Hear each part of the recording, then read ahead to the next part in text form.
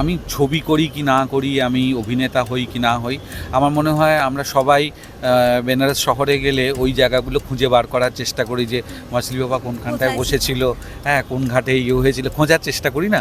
তো সেইটা তো বাঙালি হিসেবে সবার এই নস্টালজিয়াটা কাজ করে এবং আমরা এটা করে থাকি। হচ্ছে অপুদার সাথে প্রথম কিন্তু খুব আড্ডাবাজ লোক। তো আমাদের শুটিংয়ের পরে যেটুকু সময় থাকতো আমাদের খুবই হইহুল্লোড় মজা করে কেটে গেছে। এই ধরনের গোয়েন্দা চরিত্র আমরা আগে দেখিনি। তো শুরুর দিকে আমাদের একটা সংশয় ছিল যে দর্শকরা কতটা পছন্দ করবেন, কারণ এই ধরনের গোয়েন্দা চরিত্র দেখে তারা অভ্যস্ত নয়। আমার সাথে একেনের অ্যাসোসিয়েশন বেশি। জটায়ু চরিত্র অনেকে অভিনয় করেছেন, আমি সেটা সুযোগ পেয়েছি 5 বার করার, সেটার জন্য আমি খুবই সৌভাগ্যবান এবং খুব এনজয়ও করি। কিন্তু এই দুটোর মধ্যে কম্পিটিশন করার মতো এখনও সময় আসেনি।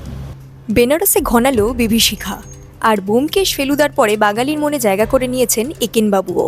পুরী, রাজস্থান, এইবারে একেনবাবুর গন্তব্য কিন্তু বেনারস। আর কেমন করে বেনারসের রহস্য উদ্ঘাটন করলেন সেই গল্পই জেনে নেব। আমার সঙ্গে আজকে রয়েছেন আড্ডায় একেনবাবু ওরফে অনির্বাণ চক্রবর্তী। কেমন ছিল তোমার অভিজ্ঞতা এবারের বেনারসের?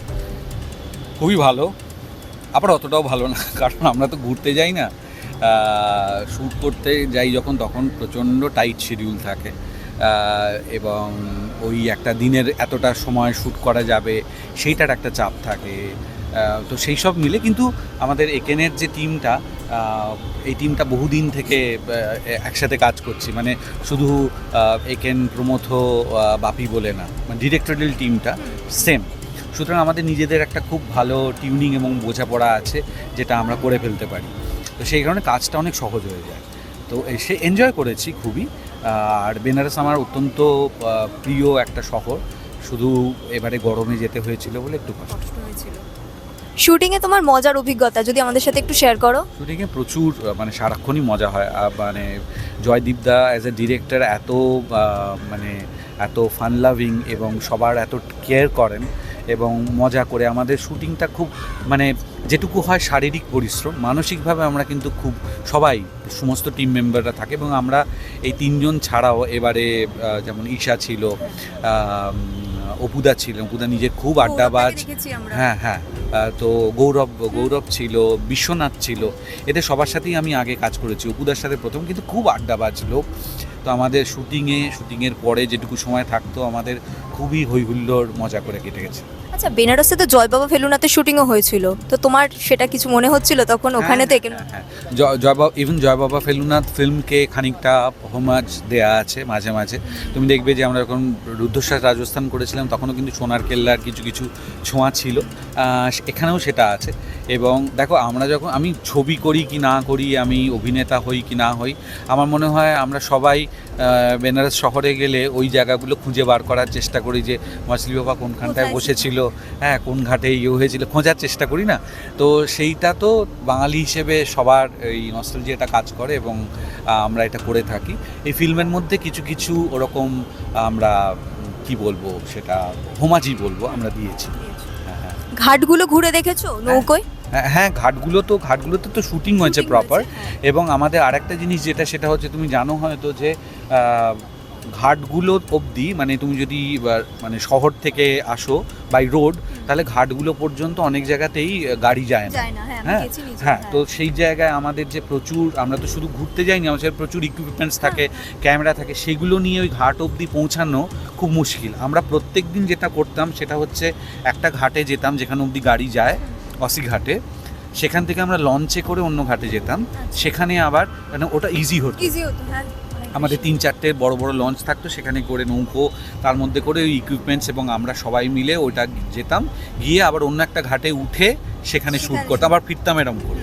তো আমাদের প্রত্যেকবারই মানে প্রত্যেক দিন লঞ্চে যাতায়াত, সকালে সন্ধে এগুলো হয়েছে। তুমি তো এর আগেও বেনারসে গেছো? হ্যাঁ, আমার খুব পছন্দের জায়গা। আর বেনারসের লস্যি? হ্যাঁ, লস্যি খেয়েছি, চাট খেয়েছি, পান খেয়েছি, ওখানের যে ভেজ থালি পাওয়া যায় সেটা খেয়েছি। একটা জিনিস যেটা গরমকালে পাওয়া যায় না, মালাইও বলে একটা, সেটা শুধু শীতে পাওয়া যায়। তো ন্যাচারালি আমরা গরমে গেছি বলে সেইটা মিস করেছি। আচ্ছা, এতদিন তো ওটিটিতে আমরা দেখেছি যে একেনবাবুকে এবারে বড় পর্দায় আসছে। এবারে প্রথম বড় পর্দায় না, এটা 3rd ফিল্ম। হ্যাঁ, আমরা 8টা সিজন করেছি, যেটা ওয়েব সিরিজ ওটিটির জন্যে। আর 3টে ছবি করেছি, এইটা থার্ড ছবি। তো বড় পর্দায় কীরকম একেন হতে পারে, দর্শকরা কীরকম পছন্দ করেছেন সেইটা আমরা দেখতে পেয়েছি বলেই সেই সাড়া বা সাফল্যের জন্যই আমরা থার্ড ফিল্ম নিয়ে আসছি। আশা করছি দর্শকরা হতাশ হবেন না। তুমি তো অন্য গোয়েন্দাদের মতন এত সিরিয়াস নও, তুমি তো খুব মজাদার, খেতেও ভালোবাসো, মজা করতে ভালোবাসো, তুমি ঘুরতে গেলেও মানে ঘুরতে যাও কিন্তু সেখানে গিয়ে কিছু না কিছু হয়ে যায়। হ্যাঁ, অ্যাকচুয়ালি আমি না, সেটা মানে আমার অভিনীত চরিত্র, তাকে ওরমভাবে লেখা হয়েছে, আমি সেটা প্লে করেছি। এবং এই ধরনের গোয়েন্দা চরিত্র আমরা আগে দেখিনি, তো শুরুর দিকে আমাদের একটা সংশয় ছিল যে দর্শকরা কতটা পছন্দ করবেন, কারণ এই ধরনের গোয়েন্দা চরিত্র দেখে তারা অভ্যস্ত নয়। কিন্তু আলটিমেটলি দেখা গেল যে দর্শকরা খুবই পছন্দ করেছেন, যে কারণে আমরা 11টা কন্টেন্ট আর কি ওয়েব এবং ফিল্ম মিনে আমরা নিয়ে আসতে পেরেছি খুব অল্প কয়েক বছরের মধ্যে। তো আশা করছি যে সেই ভালোবাসা বজায় থাকবে। আমি একেন চরিত্রটা অভিনয় করেছি 11 বার, আর এই এখনও একটা ফেলুদার শুটিং চলছে, সেইটাতেও আমি জটায়ু করছি, সেটা হচ্ছে আমার 5 বার। সুতরাং আমার মানে কি বলবো, আমার মোলাকাত একেনের সাথে অনেক বেশিবার হয়েছে। এবং একেন এমন একটা চরিত্র যেটা আমি আমার আগে আর কেউ অভিনয় করেননি, সেই হিসেবে এবং নাম্বার অফ টাইমস সেটাকে কাউন্ট করলে আমার সাথে একেনের অ্যাসোসিয়েশন বেশি। জটায়ু চরিত্র অনেকে অভিনয় করেছেন, আমি সেটা সুযোগ পেয়েছি 5 বার করার, সেটার জন্য আমি খুবই সৌভাগ্যবান এবং খুব এনজয়ও করি। কিন্তু এই দুটোর মধ্যে কম্পিটিশন করার মতো এখনো সময় আসেনি। যে জটায়ু বলতে সন্তোষ দত্তের মুখই ভাসে। জটায়ু বলতে আমি সন্তোষ দত্তকেই মনে করি। হ্যাঁ, আমরাও তাই মনে করি। সবাই, এবং আমার মনে হয় সেটাই থাকবেন যতজন অভিনয় করুক না কেন। আমরা যে সুযোগ পাচ্ছি এরকম একটা আইকনিক ক্যারেক্টারে অভিনয় করার অন্যান্য অভিনেতারা, সেটা আমাদের কাছে একটা আশীর্বাদ।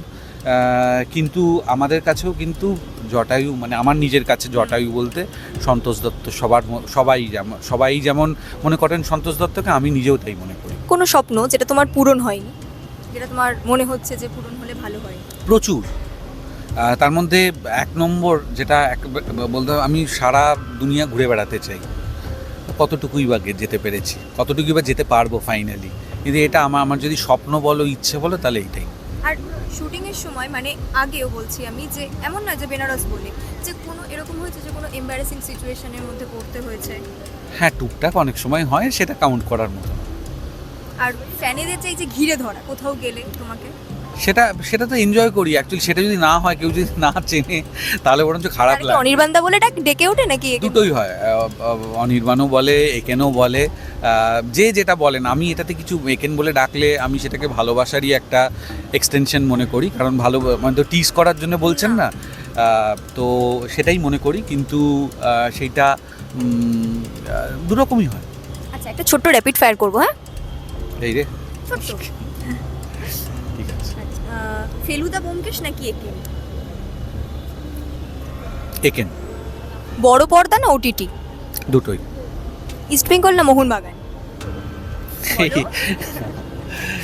ইস্ট বেঙ্গল। 7 দিনের ছুটিতে যদি কোথাও ঘুরতে যেতে হয় তাহলে পুরী, রাজস্থান, বেনারস, 3টে অর্ডারে সাজাও, 1 2 3। এই 3টের মধ্যেই রাখতে হবে? পুরী, রাজস্থান আর বেনারসের মধ্যে? পুরী, রাজস্থান, বেনারস 1, রাজস্থান 2, পুরী 3rd। 16ই মে বড় পর্দায় মুক্তি পেতে চলেছে বেনারসে বিভীষিকা। এবং আপনারা কি ভাবছেন? দেরি করবেন না, অবশ্যই বড় পর্দায় দেখুন বেনারসে বিভীষিকা। আর সমস্ত আপডেটের জন্য চোখ রাখুন টাইমস নাও খবরে।